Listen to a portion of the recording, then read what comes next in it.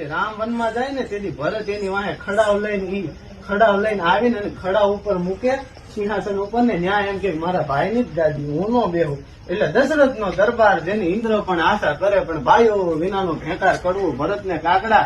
એટલે કીધું કે મંગલ ઘડીને માન દઈને મલક આવી મળે એ હગવાલામાં હોવ કોઈ પણ ભાઈઓ વિનાનું નો ભળે.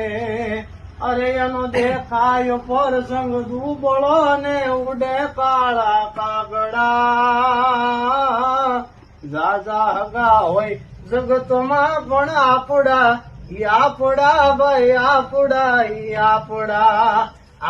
આપડા પછી ગમે એટલા તમે માણસો બોલાવી લો પણ જ્યાં લગી આપડા ન હોય ને ત્યાં લગી આમ હૃદયમાં સંતોષ ન થાય, આમ અંદર થી તમને ઉમળકો ન આવે.